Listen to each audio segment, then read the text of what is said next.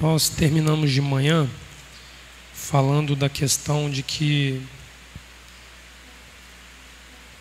como o tempo de Moisés no Egito se prolongou, ele se tornou homem no Egito, o peito de Joquebede, ali o sustentando, não o sustentaria permanentemente. Nós terminamos lendo o Êxodo capítulo 2, onde ali a filha de Faraó clama para ela o direito ao nome de Moisés. O texto de Êxodo 2:10 que nós lemos diz assim: o menino cresce e ela, sua mãe, o faz vir para a filha de Faraó. Ela o toma como filho. Ela clama seu nome, Moshe. Ela diz: sim, eu o retirei da água. O nome Moshe, propriamente dito, tem esse significado bíblico de aquele que é resgatado das águas, né? Porém,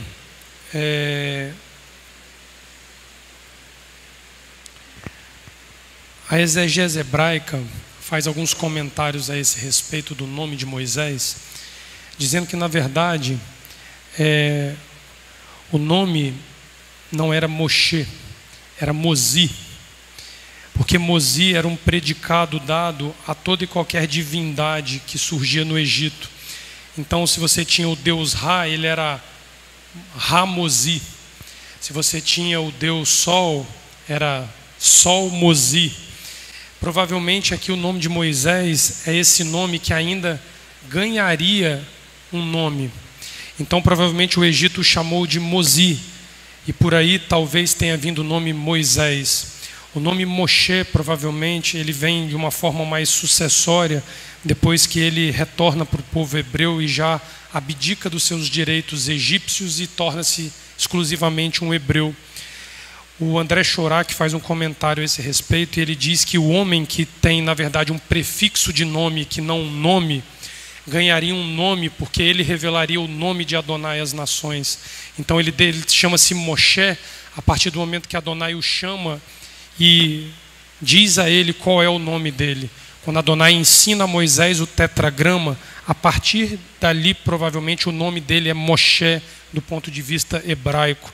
Mas isso é uma questão paralela ao que a gente estava conversando.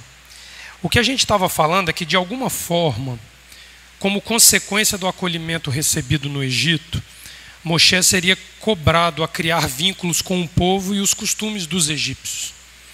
Isso, de fato, demonstra que essa permanência ali deveria vir dotada de sabedoria a respeito do tempo no qual Moshe poderia permanecer no Egito. O fato é que o homem elevou-se no Egito e era tido como um príncipe, com direito a todos os benefícios embutidos nesta honra. Ele era um filho da filha de Faraó, é como se fosse um neto de Faraó. É nesse momento que a Torá escolhe para dar continuidade na história de Moshe. Se a gente olhar a narrativa do Êxodo, vai falar até o desmame de Moshe, e ali a Torá cria um hiato cronológico, e só vai falar, Leomar, de um Moshe adulto agora. Só que a Torá não deixa vazia a continuidade dessa história. Abre lá o texto da Torá, no capítulo 2, dos versos 11 ao 14, faz favor. Porque nós vamos ver que Moisés começa a apresentar atributos. Ele começa a ter uma postura de vida que começa a mostrar de forma clara que este tempo que a Torá não narra propriamente, Leomar, foi um tempo onde Moisés se expôs aos costumes e hábitos egípcios de uma forma perigosa a ponto disso tornar-se um conflito interior. Quem era Moisés? É isso que a Torá vai mostrar para a gente. Olha lá o texto. E assim naqueles dias Moshe cresce. Essa é a conexão entre o período de aleitamento dele e o período adulto de Moisés. Sai em direção de seus irmãos e vê seus fardos. Alguns comentaristas afirmam que ele passa esse período de tempo refletindo sobre sua identidade. E a Torá escolhe este momento para dizer que ele vai em loco ver a situação dos hebreus. porque começava a haver uma sensibilização do coração de Moisés a respeito da sua identidade. Ele era um homem dividido. Ele era um homem dividido. Ele vê um homem, um egípcio, ferir um hebreu de seus irmãos. Ele vira para cá e para lá. Ele vê, ninguém há. Ele fere o egípcio e o enterra na areia. No segundo dia, ele sai e eis 2 homens hebreus brigando. Aqui, segundo a tradição oral, Datã e Abirão, aqueles mesmos problemáticos que se uniriam a Coré, lá no Números capítulo 16.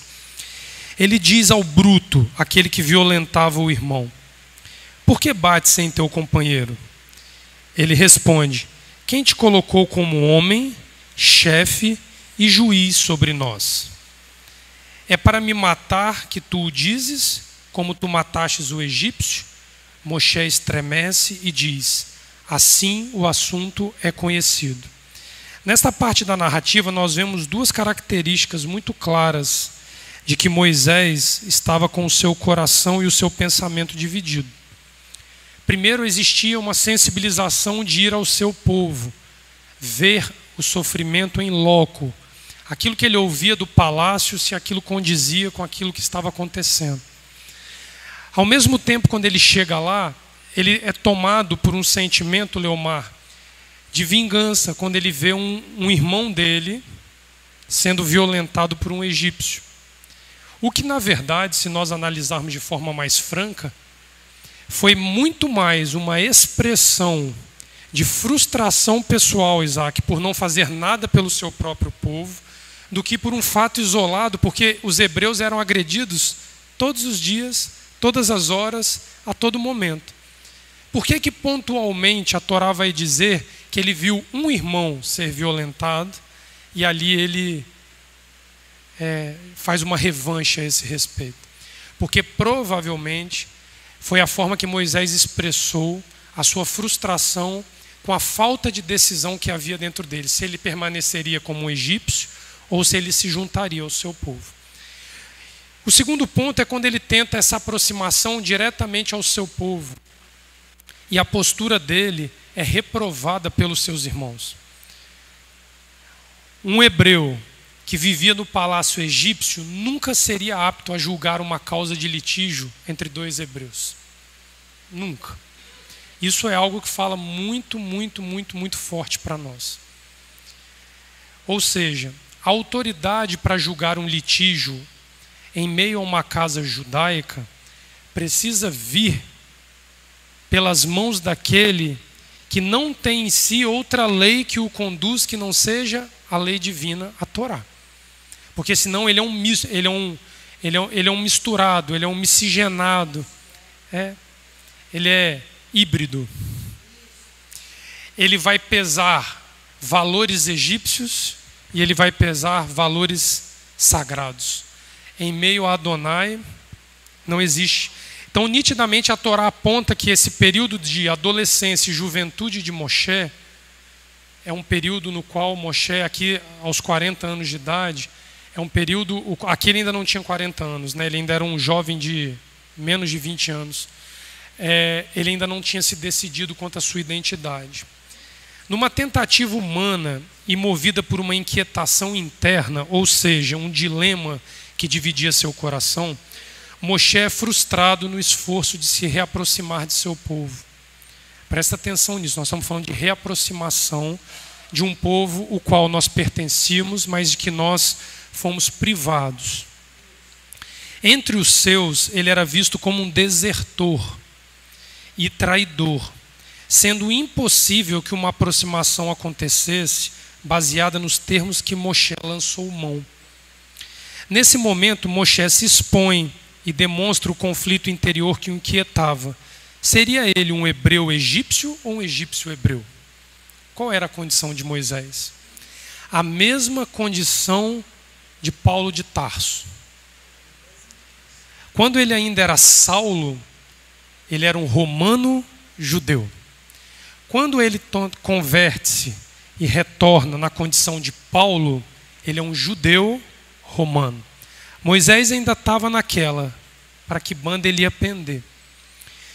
Como ele conseguia definir o seu caráter, visto que a sua conduta egípcia e genealogia hebreia estavam muito bem determinados? No exílio, distanciando-se das duas situações, o homem é posto à prova para responder essa pergunta que tanto o incomodava. Ele não podia ficar nem em meio aos hebreus e não podia conviver nem com os egípcios. Ele tinha que ir para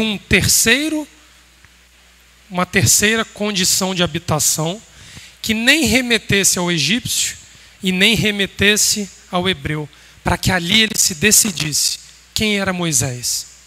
Ele era um judeu hebreu, era um judeu egípcio ou era um egípcio hebreu?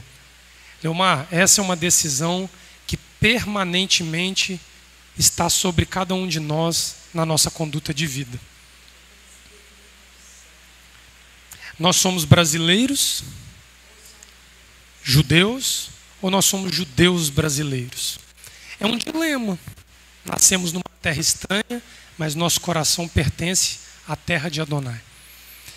E aí ele vai a Midian, exilado ali, para que ali ele consiga responder para ele mesmo quem era ele. Abre lá, Êxodo 2, verso 15 a 20. Eu estou procurando usar a figura de Moisés de forma cadenciada, para que nós reflitamos qual é o conflito que está sobre nós hoje. E eu vou dar um testemunho pessoal meu a esse respeito. Vocês vão entender que isso é muito mais próximo de nós do que pode parecer que não esteja, tá? O dilema de nós nos identificarmos, tem muita gente que se pergunta assim: bom, se eu retornei para a Torá, eu não sou cristão mais.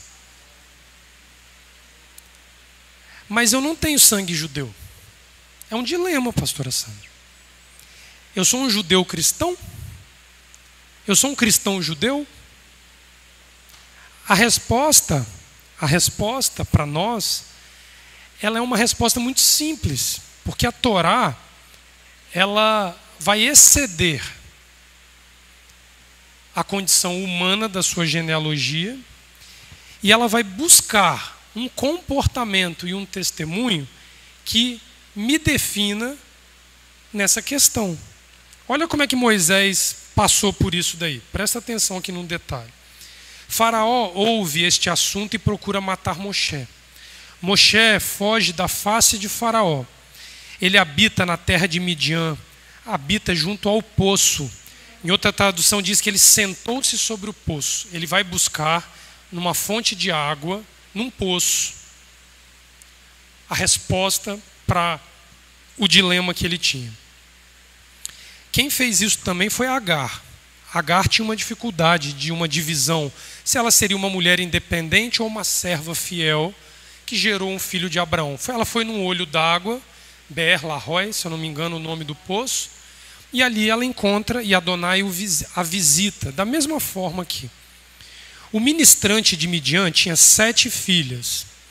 Elas chegam, baldeiam, enchem os bebedouros para dar de beber aos ovinos de seu pai. Alguns pastores chegam e as expulsam. Moshe se levanta, as salva e dá de beber a seus ovinos. Elas vão a Reuel, seu pai, Jetro, né? E ele diz: por que chegais tão depressa hoje? Elas dizem: um homem, um egípcio, olha só como é que ele é caracterizado. Um homem, um egípcio, nos socorreu das mãos dos pastores. E ainda baldeou para nós e deu de beber aos ovinos. Ele diz às suas filhas: onde ele está? Em outra tradução: onde está este egípcio? Por que aquilo? Vós abandonastes o homem? Clamai por ele que ele coma pão. Jetro queria ele na mesa para examinar quem era Moisés. Porque as filhas descrevem um egípcio com condutas não egípcias.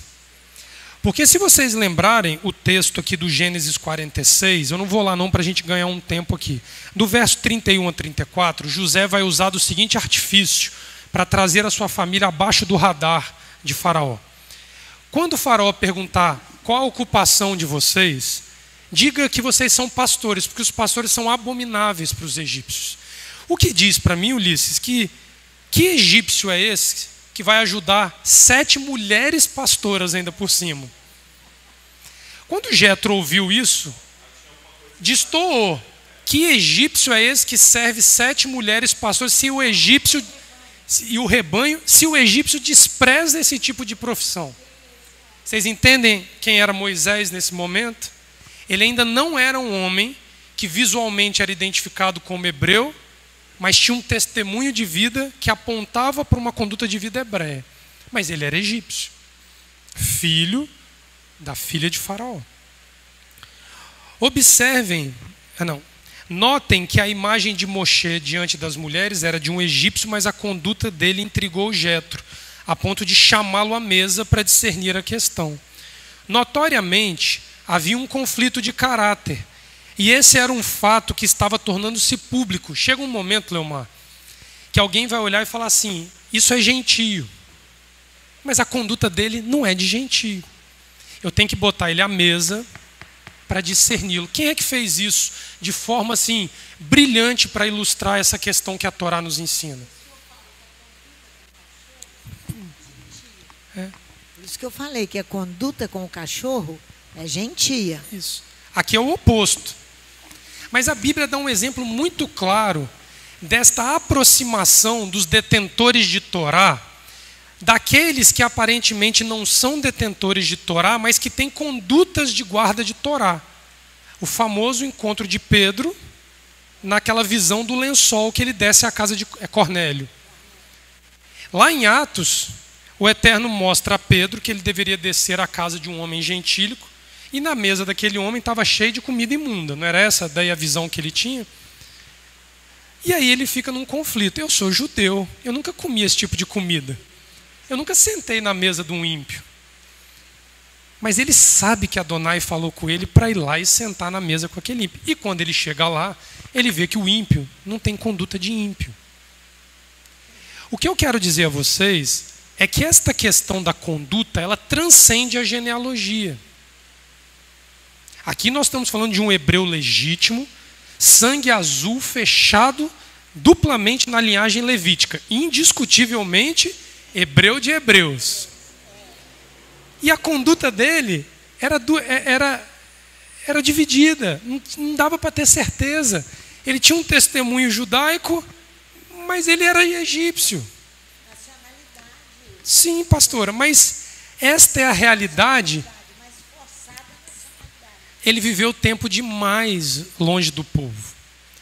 Mas no final das contas, o que vai pesar é que na mesa, Jetro botou ele para discernir. A mesa julga a questão. Por causa da comida colocada ali, Jetro vai ver Moisés indefeso a ponto de poder discerni-lo. Porque como um sacerdote de Midian, ele conhecia costumes hebreus e conhecia costumes egípcios. Ele queria avaliar o homem. Olha o patamar de sabedoria de Jetro. Não é à toa que a paraxá que a Torá é entregue para nós aqui no Êxodo, é a paraxá. Jetro, ele tinha suas qualidades para discernir as questões. Ele era um sacerdote. Ele era um homem que tinha uma visão além daquela visão mediana que as pessoas do tempo dele tinham. Sim. Observem que a mesma tentativa de praticar justiça com seus irmãos hebreus, ali naquela briga de Datã e Abirão, no episódio da fuga, novamente surge na narrativa. Não podemos nos enganar quanto ao fato de que o padrão de justiça egípcio nada se assemelhava com a do povo hebreu. Vida e a conduta eram similares àquela que os patriarcas deixaram marcado na história daquela região. Vocês acham que a vida de Abraão, de Isaac e de Jacó, com exceção de Isaac, mas tanto de Abraão quanto de Jacó, que peregrinaram naquela região, esse testemunho desapareceu? Se vocês acham que eles não sabiam que os hebreus eram descendência daqueles grandes homens que fizeram aqueles grandes feitos do passado, Jetro conhecia isso. Era um testemunho da época. Porém, no caso das filhas de Jetro, não havia em Moisés vínculo que o inclinasse a agir a favor delas. Aqui que está o ponto de discernimento. Por que ele precisou ir para fora do Egito? Porque quando ele estivesse diante de uma situação injusta, ele não teria o coração dele pesando a favor de um povo que ele deixou e nem de um povo que o acolheu. Aqui ele julga a questão das filhas de Jetro simples e puramente pela justiça. Era para isso que Moisés precisava ser afastado. Um estrangeiro, recém-chegado em uma terra, a última coisa que ele quer é fazer algum barulho para dizer que ele chegou. Ele tinha acabado de chegar, está dando uma confusão no poço ali. O que você faz? Eu vou ficar quietinho para não sobrar para mim. Não. Ele bota o peito na frente e não adianta querer dizer que ele já tinha olhado Zípora e se apaixonado, porque não foi essa aqui a história. Ele não deu uma de Jacó pagando 7 anos antes da hora nem afoito. Não é esse o ponto. Ele simplesmente queria resolver uma questão interior dentro dele. Eu fui criado em uma nação que desconhece o padrão de justiça do meu pai Abraão, do meu pai Isaac e do meu pai Jacó. O que incomodou Moisés dentro do Egito, que o fez fazer aquelas 2 confusões antes de ir exilado para Midian, é que ele tentou se assemelhar à justiça dos patriarcas sem ter a conduta de vida purificada a qual os patriarcas tiveram para praticar essa justiça. Aí ele ganha 40 anos de exílio. Ele vai ser um homem, pastora, de 80 anos, quando ele estiver pronto para discernir entre a mão direita e a esquerda, o caminho de Adonai e o caminho dos ímpios, para poder conduzir um povo de volta à terra de Canaã. Precisamos compreender que a busca por uma conduta de vida diferente daquela que ele experimentou no Egito agora guiava o coração de Moisés. Entretanto, olha só o detalhe aqui agora, entretanto, este nobre sentimento, desejar, pastora, fazer a coisa certa, desejar, Leomar, ser uma pessoa justa, este nobre sentimento, por si só não basta para um homem reencontrar suas raízes nos patriarcas. A Torá vai apontar um único caminho para conduzir o homem além de suas origens e raízes hebreias no tocante a esse assunto. Então Moisés tinha a genealogia, Moisés tinha o desejo ardente no coração, baseado no testemunho dos patriarcas. Ele tinha um conflito interior. Por mais nobre que tudo isso seja, a Torá diz que isso é insuficiente para você se encontrar na envergadura do seu pai Abraão, do seu pai Isaac e do seu pai Jacó. O primeiro ponto a ser destacado é o fato de que um povo identificado com os seus pais clama ao Elohim deles. E ele os identifica como legítimos ao pacto dos patriarcas. Então, acima do sangue, vem a legitimidade do pacto, Leomar. Se você e eu reconhecermos e honrarmos o pacto dos nossos pais, os céus começam a nos reconhecer. Esse é o primeiro ponto. Ou seja, o clamor coletivo pelo avivamento da memória dos pais acontece em paralelo com a revelação que Moshe viria a ter antes de retornar ao seu povo. Olha só isso. Se vocês olharem a Torá no capítulo 2, abre lá, de novo, verso 24 e 25. Existe um paralelismo acontecendo, pastora, na vida de Moisés e na vida do povo no Egito. Olha o verso 24. Elohim ouve o lamento do povo. Elohim se lembra do seu pacto com Abraão, com Isaac e com Jacó. Elohim vê os Bnei Israel. Elohim sabe o seu sofrimento. Então, ao mesmo tempo que Moisés, pastora, estava numa busca pessoal por uma identificação e uma definição de conduta e padrão de vida, o povo estava clamando, Leomar, pela mesma justiça a qual Moisés queria se tornar familiar. Moral da história: a busca pessoal precisa culminar no benefício coletivo e público. Senão, não funciona. Pois não, pastora, me ajuda, por gentileza. isso que Isso é Adonai, um ponto pela sua, alto pela sua grande misericórdia, nos faz servir gratuitamente o povo com um alimento que nós mesmos ficamos impressionados ali dentro da cozinha, que não falta nada. E nós não somos... Sem patrocínios. Né? Sem patrocínio. Nós temos algumas ajudas pontuais, não temos uma sequência nem de parcerias com ninguém. Nada, não temos. Até hoje, desde que iniciou o projeto há 3 anos atrás, nós não temos uma ajuda sequencial de alimentos e nem de recursos. Almir, Madalena, todos que estão aqui dentro, imagina que trabalham, os nossos internos, todos conhecem que nós não temos. Nós temos uma ajuda, e isso está falando alto. Quando o prefeito esteve lá na quinta-feira, quem olhar o vídeo dele pode entender que ele entendeu. Entender que ele entendeu, se olhar com detalhes. Que há uma ajuda à coletividade, sem interesse, mas gratuitamente, e que isso vem de alguma coisa especial. Isso está falando profundamente ao coração deles. Profundamente.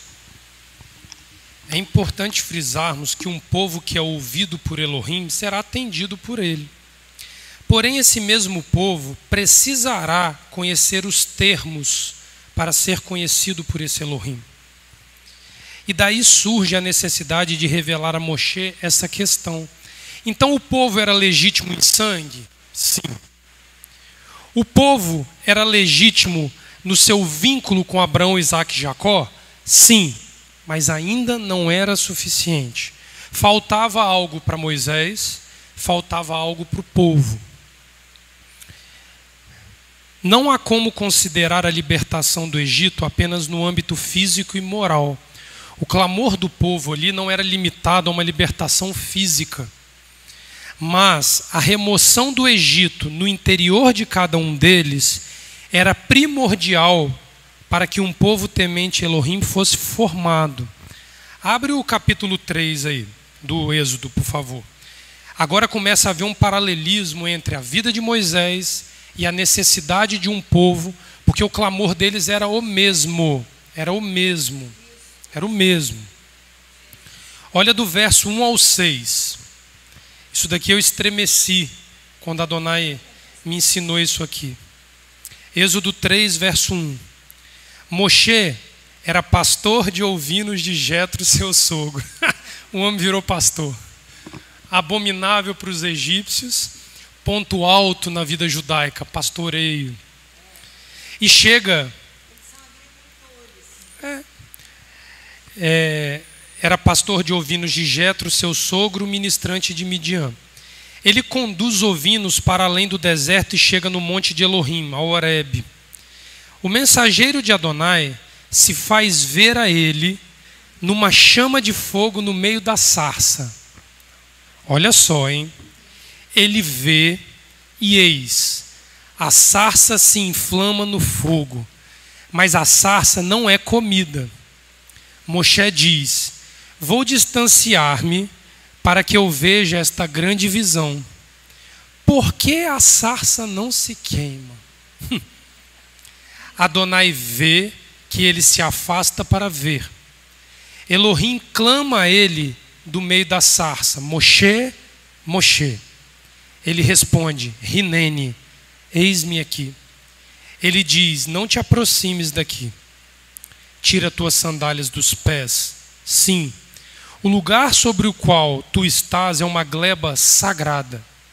Ele diz: eu mesmo, o Elohim de teu pai, o Elohim de Abraão, o Elohim de Isaque, o Elohim de Jacó. Moshe cobre suas faces. Sim, ele estremece de ver Elohim. Aqui o primeiro ponto que eu preciso tocar com vocês é: Adonai encerra a angústia no coração de Moshe. Ele diz: eu, o Elohim do teu pai Abraão, do teu pai Isaque e do teu pai Jacó. Ele define para Moisés a questão. O Egito, que poderia gerar qualquer conflito no peito daquele homem, não existe mais. Porque Adonai se revelou ao homem. Só que a revelação é numa sarça. O que ele viu na sarça? Olha a pergunta de Moisés, Leomar, eu vou te fazer a pergunta retoricamente, tá? Por que a sarça não se queima, Leomar? Por que essa visão chocou tanto Moisés? Estou perguntando para o Leomar, por que a sarça não se queima? Moisés tinha genealogia. Moisés agora tinha a certeza de que ele tinha vínculos sólidos com Abraão, com Isaque e com Jacó. Mas o conflito dele agora muda. Já não é mais se ele era um homem dividido. Mas a pergunta é, por que a sarça queima, mas a árvore continua de pé? O vínculo entre Moshe e seu povo estava reestabelecido diante dos olhos dele. A angústia de seu coração a respeito da sua identidade, sanada pelas palavras do próprio Elohim. Aqui a Torá salienta o reconhecimento divino como passo principal para estabelecer o vínculo de um ser humano com o povo de Elohim. Se Adonai olhar do céu e falar assim, Isaque, você tem uma alma hebreia, uma alma judia. Seu sangue pode ser mais longe do sangue genealógico judeu que for, mas ele vai olhar dos céus e vai falar, eis aí um hebreu. Então, Leomar, a identidade judaica de uma pessoa começa pelo reconhecimento divino desta característica. Porém, a inquietação do coração de Moshe a respeito de sua identidade foi sanada, mas deu lugar a uma outra muito mais intrigante que a anterior. Essa estremece Moshe e, diferentemente da anterior, é decidida de maneira imediata, mediante a presença de Elohim ante os teus olhos. Sandra Machado, por que a sarça queima e a árvore continua de pé? Se Adonai te encontrar, ele vai te perguntar, porque vai te chocar, vai te estremecer.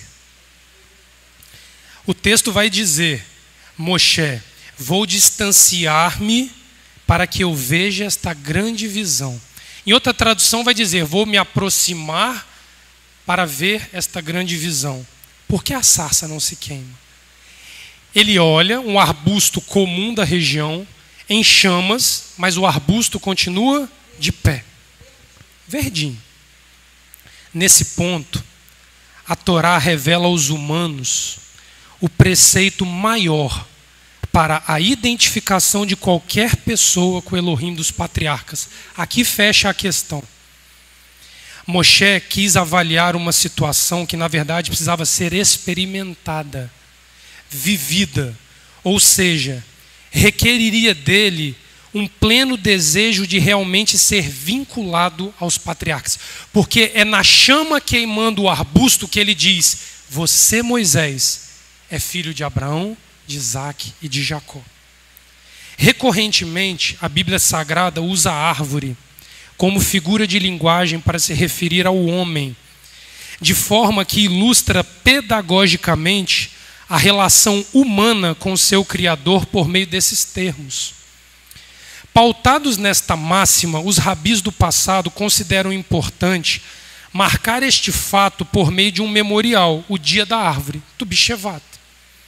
Uma data comemorativa de Ano Novo, quando o ciclo das árvores se renova com o término do inverno em Israel. Por que os rabis instituíram o dia 15 do mês de Shevat para celebrar o Dia da Árvore? Porque de Gênesis a Apocalipse, todos os ensinos da Torá passam por pedagógicas ilustrações comparando o ser vivo, o homem, a uma árvore. A um ser que não é fisicamente igual, mas que responde às condições do ambiente igual ao ser humano. Se nós formos a Jó, capítulo 14, nós temos até uma música aqui. Jó capítulo 14, dos versos 1 a 14, vai comprovar que um servo de Elohim reconhece a relação íntima entre o homem e a árvore. Se Adonai estiver dando uma ordem na Torá, Isaac, para você preservar árvores antes de entrar numa cidade, não cortá-las, Deuteronômio capítulo 21, eu acho, 21, ele está dizendo que quando você entrar com o seu exército numa cidade, não mate as pessoas de imediato. Ele não está falando da preservação das árvores físicas somente, mas ele está dizendo, procure preservar as árvores que são frutíferas e derrube as que não são. Ele pede para você avaliar no meio do povo que você conquistou, quem é frutífero e quem não é. Então a relação entre homem e árvore é uma constante na Torá.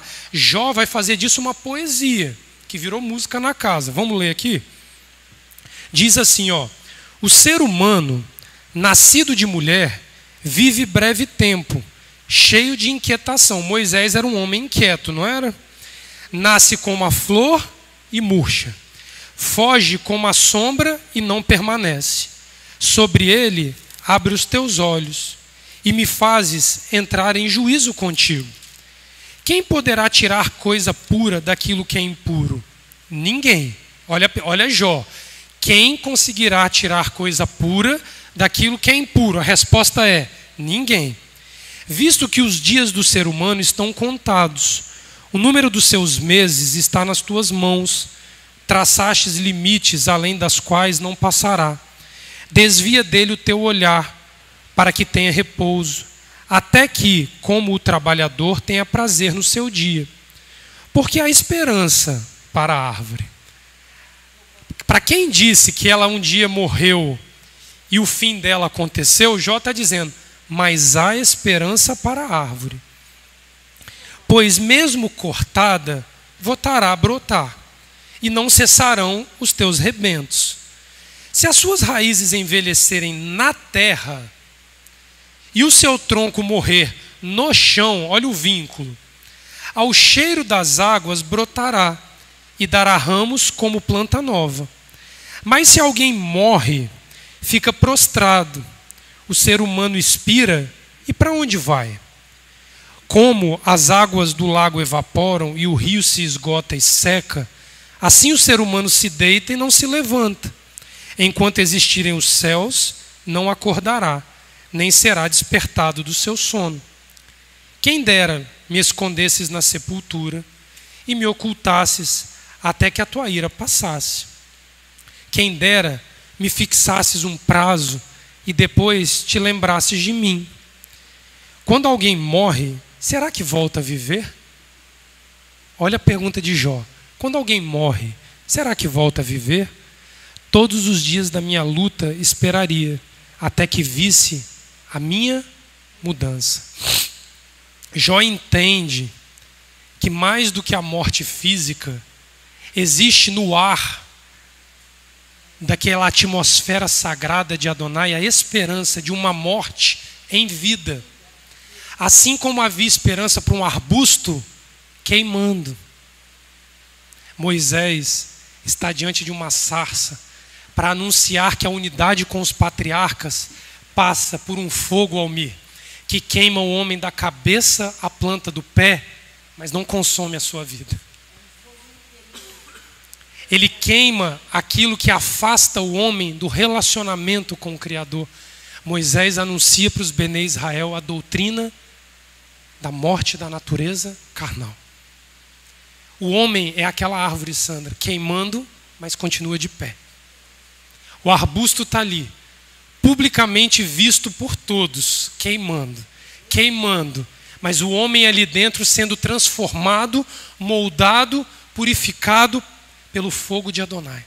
Essa é a revelação da sarça. Pega ali, pastora, por gentileza. Que primeiro Moisés vê a sarça, depois Adonai faz, diz que ele é o Deus que o vínculo com os patriarcas. Depois que ele faz o vínculo, primeiro ele mostra o fogo e a árvore o fogo dentro e a do fogo. árvore. Quer dizer, a morte da natureza carnal, o vínculo vai depender unicamente. Você só é visto como um filho de Abraão, Isaac e Jacó se você sobreviver ao fogo de Adonai em vida. Em vida, Em vida. Como é que um indivíduo tem a coragem de, no século 19 e 20, levantar uma doutrina dizendo que Moisés não foi apto a escrever a Torá?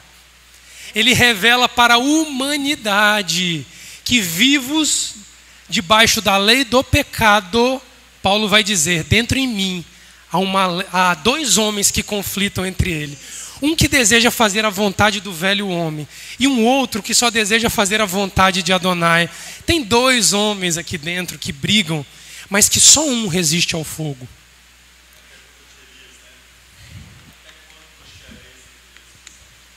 A conduta de vida de um judeu verdadeiro vai ser provada por meio da imersão no fogo. Porque João Batista lá na frente vai começar a imergir na água, que é um dos 3 rituais purificadores da Torá: sangue, água e fogo. O ritual de águas é para ser feito maciçamente. Convoca as multidões para descerem as águas para purificar uma consciência. O fogo purifica o ser. Vem um adiante de mim que vai purificar com o sopro sagrado e com fogo. Essa sarça de Yeshua é o limite que o homem pode ser levado a ser provado se ele deseja verdadeiramente ser parte da casa de Abraão, de Isaac e de Jacó.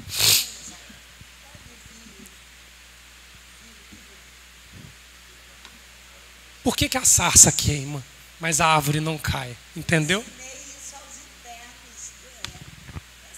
Nós aprendemos juntos isso. Aprendemos juntos. Esse vínculo com os patriarcas cobraria um preço pessoal para cada ser humano que o desejar. Assim como a sarça, o homem em vida seria coberto pelo fogo de Elohim, mas permaneceria vivo e purificado. Depois vocês olham com calma Hebreus 12, 29, Deuteronômio 4, 24, que todos vão dizer: Adonai é um fogo consumidor. Consumidor de pecado e de impureza na vida do homem e da mulher que quer se santificar na presença de Adonai. A proposta da sarça responde ao questionamento de Jó. Jó viveu antes do momento da sarça. Sim, o ser humano pode verdadeiramente ser transformado em vida por meio daquilo que viria a ser conhecida por morte do eu, ou morte da natureza carnal, ou morte da natureza animal. E isso é o conceito mais profundo da palavra hebreu. Hebreu, dentro da gramática hebraica, por si só, significa aquele devotado ao serviço. Só que é um serviço de alguém que te exige ser purificado no fogo. Então, quer ser um judeu? Quer ser reconhecido como um verdadeiro hebreu? Assuma o fogo de Adonai sobre você. Aí Abraão, Isaac e Jacó vão botar lá o sobrenome que ele botou para Yeshua, o filho de Davi. Eu vou mostrar para vocês isso. Yeshua ganhou um sobrenome por causa disso daí. Não. O que serve tem que estar acostumado ao sangue, à água e ao fogo constantemente. Mas Leonardo, sangue, a gente derrama sangue em prol da purificação. Quando você paga um preço que um ser humano que não é devotado a Adonai não tem o desejo de pagar, você está derramando o seu próprio sangue em nome desse preço. Às vezes a sua própria vida, às vezes o seu próprio suor, às vezes o seu tempo, às vezes você abre mão de tudo para ter a purificação de Adonai.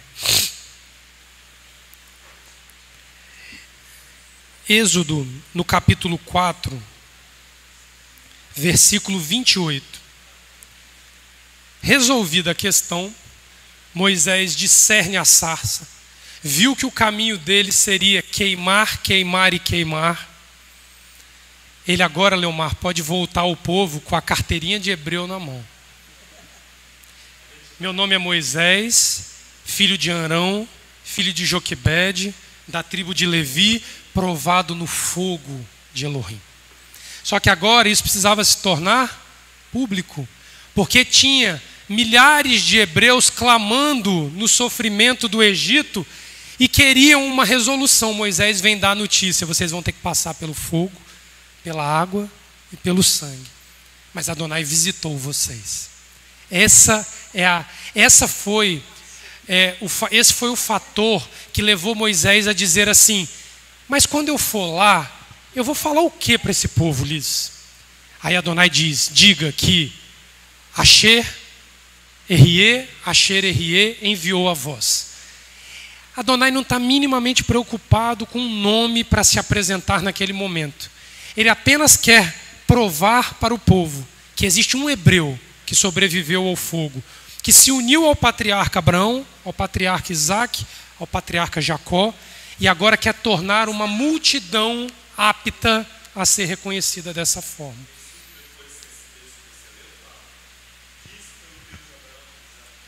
Isso aí. O final do capítulo 3 é um convencimento de Adonai para com Moisés. Eu estou saltando essa parte por causa do tempo. Agora é o convencimento de Moisés para com a coletividade. Lembra que o clamor é para o benefício da coletividade? Olha lá o capítulo 4, verso 28. Moisés relatou a Arão todas as palavras do Eterno com as quais o havia enviado, e todos os sinais que lhe havia mandado realizar. Então Moisés e Arão foram e reuniram-se com todos os anciãos dos filhos de Israel. Arão falou todas as palavras que o Eterno tinha dito a Moisés, e este fez os sinais diante do povo. E o povo creu. E quando ouviram que o Eterno havia visitado os filhos de Israel e visto a aflição dele, inclinaram-se e adoraram. Estavam prontos para se sujeitar ao fogo de Elohim. Só que o fogo de Elohim ia ser passado sobre eles num deserto. Primeiro vem a libertação de Faraó com os 10 golpes do Egito. Quando eles chegassem ao deserto, seria o fogo consumidor de Adonai. E nós sabemos como que essa história decorreu. Essa característica assumida pelos hebreus torna-se um marco pelas gerações e torna-se uma espécie de chancela a respeito desse assunto. Quer ser reconhecido como hebreu? Sobreviva ao fogo de Adonai. Ser reconhecido por Adonai como um filho de Abraão, Isaac e Jacó tem um preço, e o custo é equivalente ao valor da nossa própria vida. Eu acabei de dizer a vocês e afirmei que Moisés, quando vê a sarça, ele vê o homem sendo queimado, mas o homem permanece vivo. A coisa de 900 mil anos depois deste evento, isso vai se materializar na vida do povo hebreu. Abre lá Daniel capítulo 3, faz favor. Fala no microfone aí, Leomar, porque senão o pessoal da internet também não te ouve, não. Você falou que tem uma coisa interessante, tem várias coisas interessantes. A minha cabeça pensante aqui, você vai falando, eu vou pensando. Aí olha só, você primeiro precisa ser reconhecido por Adonai. De posse dessa confirmação do Eterno, ele vai ao povo, para o povo reconhecê-lo como servo do Elohim, de Abraão, de Isaac e Jacó. Primeiro te prova no fogo, te reconhece, isso, exatamente. Porém o homem não quer fazer esse caminho, Leonardo. Ele quer ser reconhecido pelo povo hebreu, mas não quer passar pela sarça. Porque ele foi ungido e eleito por Deus. Moshe, né? Se este caminho fosse mais curto. Exatamente, como se esse caminho fosse mais curto. Não existe atalho. Moisés mostra um só caminho. Fiquei muito feliz com isso aí. Mostra um só caminho. E tem que se tornar público. Tem que se tornar público. Público. Esta prova de fogo que o homem subsiste, ela é pública. Ela é pública. Daniel capítulo 3, verso 12. Você lê para mim, Leomar, só para me dar uma ajuda com a garganta aqui. Do verso 12 ao 28. Daniel 3, de 12 a 28, faz favor. Nós vamos ouvir falar em Sadraque, Mesaque e Abednego.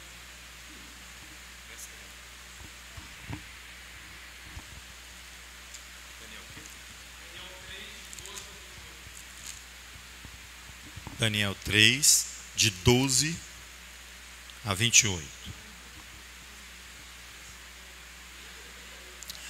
Há uns homens judeus que tu constituíste sobre os negócios da província de Babilônia, Sadraque, Mesaque e Abednego. Estes homens, ó rei, não fizeram caso de ti. Os teus deuses não servem nem adoram a estátua de ouro que levantaste. Só um minutinho, Leomar, para fazer uma consideração. O texto começa dizendo: há uns homens judeus. Já tinha identidade.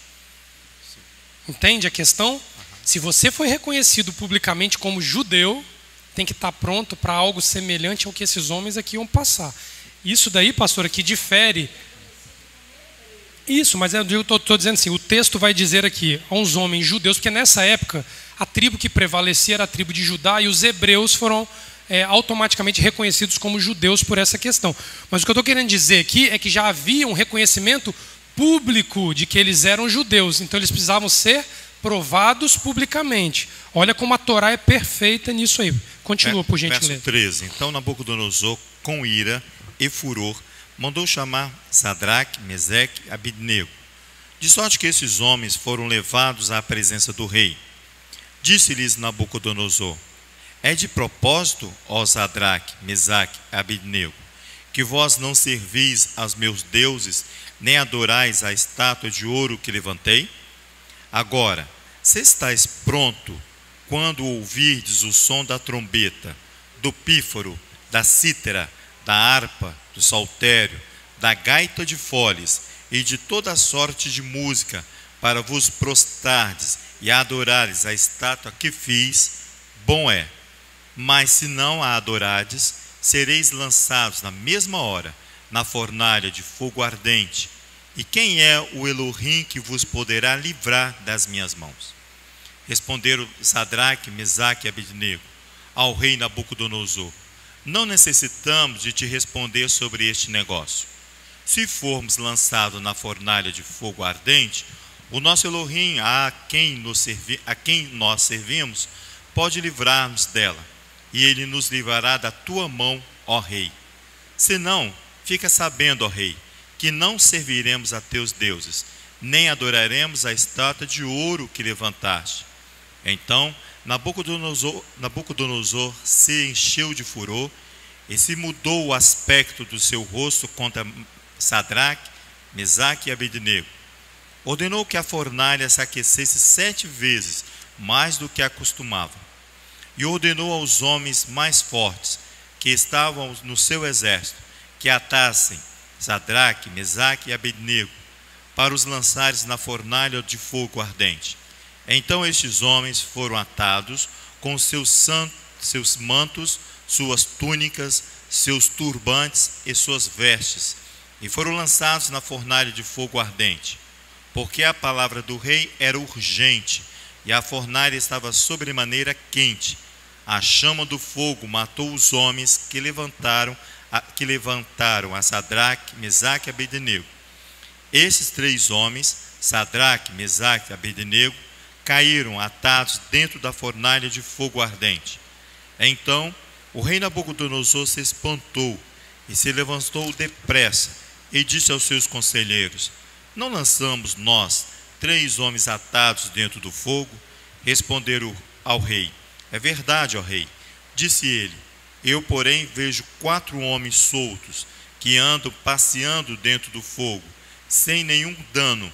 O aspecto do quarto é semelhante ao filho dos deuses. Então se chegou Nabucodonosor à porta da fornalha de fogo ardente e disse: mas Sadraque, Mesaque, Abednego, servos do Elohim Altíssimo, sai e vinde. Então Sadraque, Mesaque e Abednego saíram do meio do fogo, e ajuntaram-se as sápatras, os prefeitos, os governadores e os conselheiros do rei, contemplando estes homens, e viram que o fogo não tinha tido poder algum sobre seus corpos, nem um só cabelo da sua cabeça se tinham queimado, nem os seus mantos se mudaram, nem cheiro de fogo passava sobre eles. Então Nabucodonosor disse: Bendito seja Elohim de Sadraque, Mesaque e Abednego, que enviou o seu anjo e livrou os seus servos, e confiaram nele, pois não quiseram cumprir a palavra do rei, preferindo entregar os seus corpos a servirem e adorarem a qualquer outro Deus, senão ao seu Elohim. Amém. Esse é o preço que o Egito cobra, esse é o preço que a Babilônia cobra, e é o preço que Roma cobra. Vai ser judeu diante deste cenário? Seremos hebreus legítimos diante deste cenário? A árvore ficou de pé em meio à chama. Aqui de forma palpável. Palpável. Porque hoje o que nós bem vemos por aí são as pessoas em busca desta autenticidade judaica a qualquer preço, pastora Sandra. Pagam para ter documentação, forjam documentação, tenta buscar no DNA uma razão para dizer que é judeu, abandonam um povo que o acolheu para se misturar apenas com as tradições e os costumes, sendo que ser judeu é isso aqui, ó. É viver em terra estranha, não se dobrar ao Deus estranho desta... Não se dobrar ao Deus estranho desta terra, e que se a vida, pastor, tiver que passar por uma fornalha como essa, ele vai passar e dizer que não se dobra diante do Deus desta terra. Essa é uma questão que eu afirmo a vocês sem menor medo. Distancia muito o DNA e a carteirinha do verdadeiro sentido de ser um hebreu e de ser um judeu. À luz da Torá, e eu entendo que a chancela, ela vem do céu. Porque houve um período aqui na casa que muitos caíam no dilema. E o que nós somos? Não tem dificuldade de responder. Ou você é judeu, ou você não é judeu. Entendeu, pastora Sandra? A Bíblia diz que existem dois povos: os hebreus e os gentios. Mas que, se houverem gentios com o coração inclinado a servir a Adonai e pagar este preço de vida que a Torá vai vir descrevendo por meio dos patriarcas e agora por meio de Moisés, existe uma natural absorção, um enxerto. Romanos capítulo 11 vai explicar isso muito bem, Efésios capítulo 2 vai falar dessa fusão sem a menor dificuldade de compreensão. E os próprios judeus de carteirinha vão reconhecer esta questão. Não há dilema no que se refere à sua e à minha identidade quando nós estamos dispostos a viver isso aqui. Só tem uma resposta. Agora, segura o repuxo da resposta.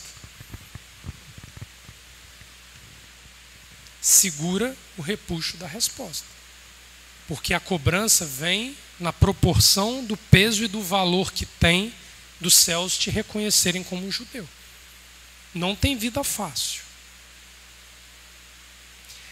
O Messias traz como um marco em sua vida o vínculo pleno com essa questão, tanto no âmbito físico como no espiritual.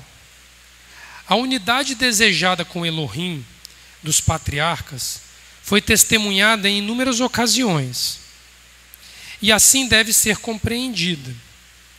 De maneira nenhuma, Yeshua perdeu seus vínculos com a Torá de Moisés, como sugere a teologia da substituição e também a tal hipótese documental, que usam a figura do Messias para subsidiar uma falsa ideia a qual o Messias não tem parte alguma nela. A Bíblia Sagrada vai dar duas genealogias diferentes a Yeshua. Mateus capítulo 1, do verso 1 ao 17, a genealogia de Yeshua vai passar pela sua face paterna.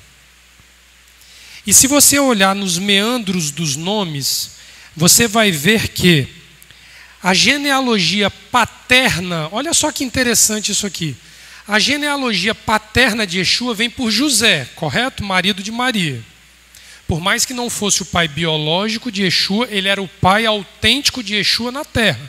Ele não era órfão de pai, ele tinha um pai que o honrou como filho primogênito, José. Na hora de descrever a sua genealogia com a casa de Israel, o vínculo começa desta forma, na linha paterna, Leomar, presta atenção nisso. Livro da genealogia de Yeshua, o Messias, filho de Davi, filho de Abraão. Aí ele traz, Abraão gerou a Isaac, que gerou a Jacó, que gerou a Judá, e vai, e vai, e vai, e vai, e vai. Lá no final, verso 16, ele vai dizer assim, verso 17. 16. E Jacó gerou a José, marido de Maria, da qual nasceu Yeshua, que se chama o Messias. Assim, todas as gerações, desde Abraão até Davi, são 14. Desde Davi até o exílio da Babilônia, 14 gerações. E desde o exílio da Babilônia até o nascimento do Messias, 14 gerações. São 3 ciclos de 14 gerações que unem Abraão ao Messias. O mais interessante disso é que o relacionamento de Yeshua com a figura paterna começa por Abraão.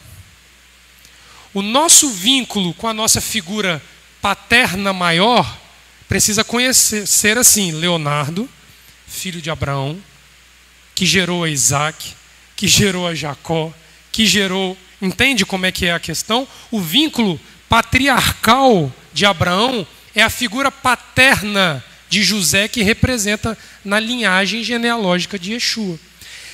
No livro de Lucas tem uma diferença. Abre lá em Lucas capítulo 3, faz favor. Aqui em Mateus ele começa do patriarca Abraão até chegar no seu pai José. Então ele respeita a cronologia temporal, do mais velho até o atual. Na linhagem da sua descendência por meio de Maria, olha o que o texto vai falar a partir do verso 23, Lucas 3, 23. Ora, Yeshua tinha cerca de 30 anos quando começou o seu ministério. Era conforme se pensava, filho de José, filho de Eli. Agora ele pega a genealogia física, só que aqui não é filho de José. Entenda-se, o nome de mulher não era levado em consideração nesse período. A genealogia vinha pelo nome do pai. Então vocês vão ver que há uma diferença dos nomes entre Mateus e Lucas. Mas encabeça-se a genealogia pela figura de José, referindo-se à parte materna da genealogia de Yeshua. Aí ele vai dizer que é filho de Eli, que é filho de Matate, e vai indo até o fim. No último verso, aí lá embaixo, ó, é porque eu estou sem o verso anotado aqui, ele vai dizer assim, ó, cadê aqui? Deixa eu achar aqui, espera aí que eu vou achar. Aqui, ó, que é filho de Pérez, que é filho de Judá, que é filho de Jacó, que é filho de Isaac, que é filho de Abraão, que é filho de Terá, que é filho de Naor, que é filho de Serugue, que é filho de Ragaú, que é filho de Faleque, que é filho de Eber, filho de Salá, filho de Cainã, filho de Arfaxade, filho de Sem, filho de Noa, filho de Lameque, filho de Matusalém, filho de Enoque, filho de Jared, filho de Maalalel, filho de Cainã, filho de Enos, filho de Sete, filho de Adão, filho de Elohim. Aqui ele faz a linhagem adâmica da descendência de Yeshua pela via materna. Porque aqui é a honra dos ventres que geraram vida até a data da qual Yeshua existiu. Entende a diferença, Leomar? O ventre fala da essência materna de Adonai no desejo de gerar vida. Então ele vem de Yeshua até ser filho de Elohim, como um ventre matriciador de Adonai, querendo dar vida ao mundo. Mas olha que detalhe interessante. Ele termina dizendo que é filho de Adão, que é filho de Elohim. Adonai é o matriciador do universo. Então, pela via materna, ele faz o vínculo com o Criador e o seu desejo de gerar vida.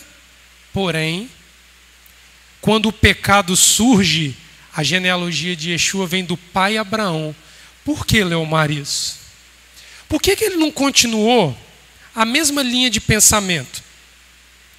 Ele vem de Maria até Deus, não é isso? Que criou todos. Por que ele lá, na linhagem paterna, ele não começou? Porque Deus gerou Adão, que gerou a fulano, Beltrano, Ciclano, que gerou a Terá, que gerou a Abrão, que gerou a Isaac. Por que ele não pega na linha paterna o eixo que vai até a criação e ele reserva só a linhagem materna? Vocês já pararam para pensar nisso? Porque a linhagem paterna só existe vida a partir de quem te conduz à presença de Adonai. Não foi Noé, não foi Terá, não foi Sem, não foi Adão. Quem te conduziu à presença de Adonai foi o pai Abraão.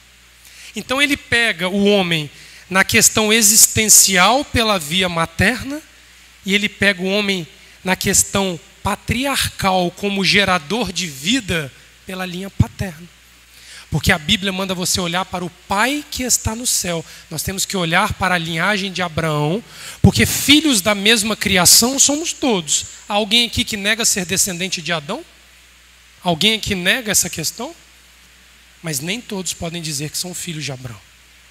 Aí que está o ponto. Porque a vida dos homens, a partir da era do pecado, ela existe a partir de um homem, que no capítulo 12 do Gênesis ouviu de Adonai: vai por ti, Abraão, que eu farei de ti uma grande nação, e em ti serão benditas todas as famílias da terra. Olhar para Abraão e manter este vínculo paternal com ele, com Isaac e com Jacó, é a fonte de vida dos homens. Isso é grande demais para um sujeito querer desenvolver uma tese que desviou 2000 anos a humanidade da casa de Abraão, de Isaac e de Jacó.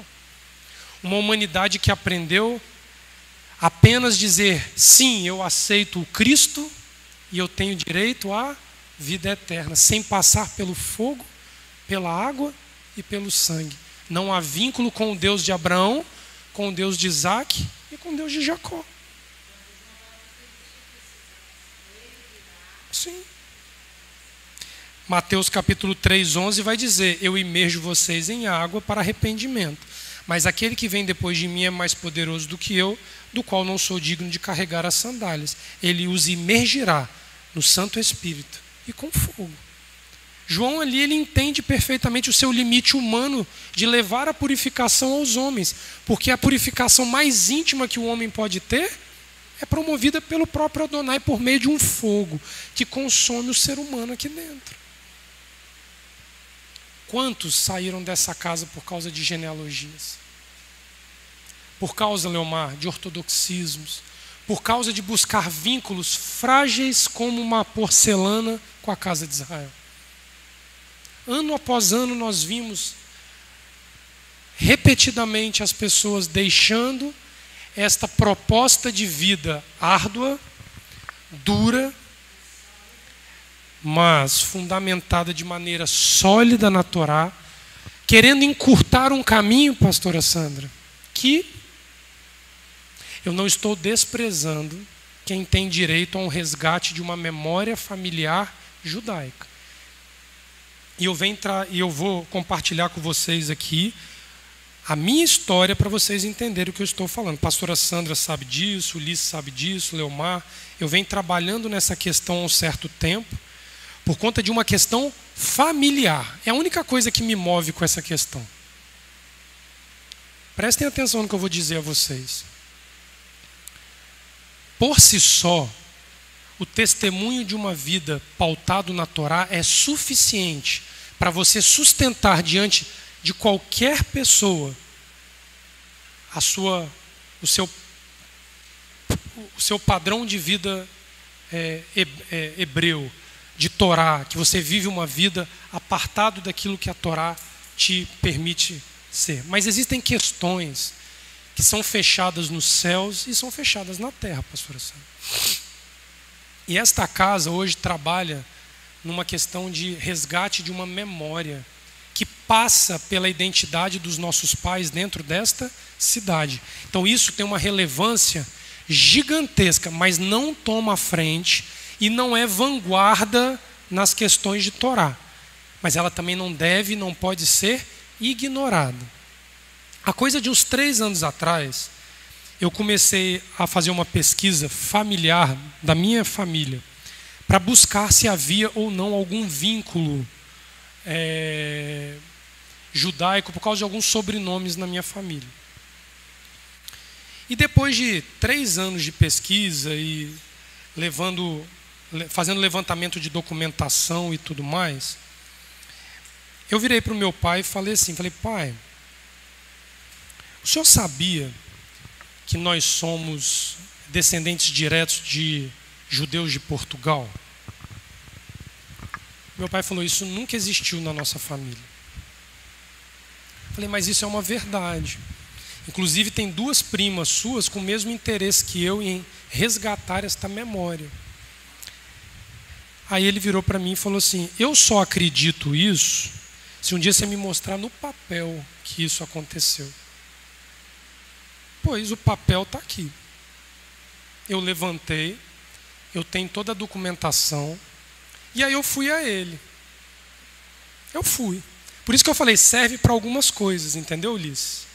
Não é um revanchismo, mas é dar direito à memória a quem deseja resgatar memória. A cidade de Vitória tem uma memória com o povo judeu que foi sonegada da cidade. Almir frequenta lá o 38º, né? BI lá de Vila Velha. Entra naquele salão principal lá, que tem umas pinturas bonitas, uns quadros bonitos na parede, com o tempo do exército. E vocês vão ver desenhados os soldados brasileiros, vai ver desenhado capelas da Igreja Católica e vai ver desenhados judeus entrando em sinagoga. É um testemunho de que no passado do Espírito Santo era comum ver a presença dos judeus frequentando sinagogas na cidade. Quantos capixabas conhecem essa história? Então esse é um resgate que precisa passar pelo papel, pelos documentos e pelo ato histórico do que aconteceu. Para que aqueles que questionarem questões que não são espirituais, o sujeito não vai vir aqui pesar a casa, pastora, pelas questões de cumprimento de Torá. Mas ele vai querer saber questões humanas a esse respeito. Então existe uma participação importante dessas questões. Eu tenho aqui, o assunto ficou bem silencioso com ele depois disso aqui.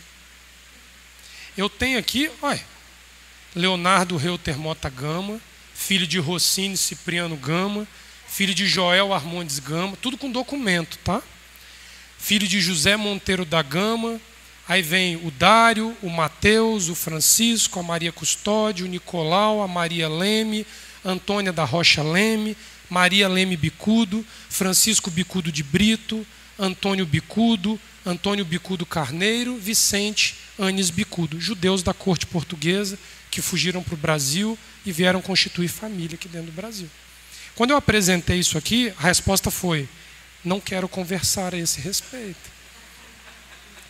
Mas eu digo isso para vocês com todo temor no meu coração, porque era uma questão de dar, porque meu pai é casado e tem mais 2 filhos. E eu fiz questão de compartilhar isso na presença dos meus 2 irmãos. Vocês têm origem judaica. É direito de vocês saber que vocês um dia pertenceram, na linhagem genealógica de vocês, a uma fé que não é a qual vocês proferem nos dias de hoje. Porque se o meu pai não dá o direito aos filhos, eu, como primogênito, tenho que dar direito aos meus irmãos. E nisso daí, eu estou diante de um cenário que a outra parte da família materna, que um dia disse a toda a cidade que era descendente de judeu, e falou para muita gente da cidade que era judeu. Ulisses conheceu. Depois de um tempo, negou a sua identidade a esse respeito. E aí hoje eu estou finalizando um trabalho de pesquisa a respeito da minha linhagem materna na família. Porque eu preciso que ele tenha a oportunidade ainda em vida, de desfazer o que ele fez. E por incrível que pareça, eu tenho aqui 1, 2, 3, 4, 5, 6, 7, 8, 9, 10, 11, 12, 13, 14, 15. Até a 9ª geração da família, eu tenho documentos que comprovam presença sinagogal da família. Depois isso se dilui no Brasil pela questão dos cristãos novos, todo mundo conhece a história, e isso desaparece dos autos da família do meu pai. Na família da minha mãe, da minha avó, que é parte desta casa, olha que interessante. Eu, Leonardo, sou filho de Alécia Machado Reuter Mota, que é filha de Maria de Lourdes Machado Mota, Dona Lourdinha, que é filha de Maria Vieira Bastos Machado, a minha bisavó que eu conheci, que é filha de Lourenço Bernardes Vieira e Adalgisa Bastos Vieira. Adalgisa Bastos Vieira nasce em Portugal e vem para o Brasil aos 9 anos com seu pai, viúvo, João Pinto Salgado. João Pinto Salgado inaugurou a primeira sinagoga de Conceição da Barra, no que é hoje chamado Hotel Pontilhão, que é um dos monumentos mais antigos da cidade, e ali a irmã da minha avó lembra-se dele nas sextas-feiras à noite em reuniões fechadas com os homens dentro da casa, e reuniões de sábado que mulheres não podiam entrar. Uma geração muito próxima daquela que eu conheci tem uma história oral tão próxima que hoje isso constrói um fato muito sólido da presença judaica na linhagem genealógica. De que isso serve para mim? De nada. Isso aqui serve para quê? Para nada, mas serve para muita coisa também. O que nós precisamos entender disso é que aqueles que buscam uma identificação, pastora, por meio da genealogia, da história, têm o seu direito assegurado a essas questões, porque essa é uma memória viva que precisa ser resgatada, que faz parte da história desta casa.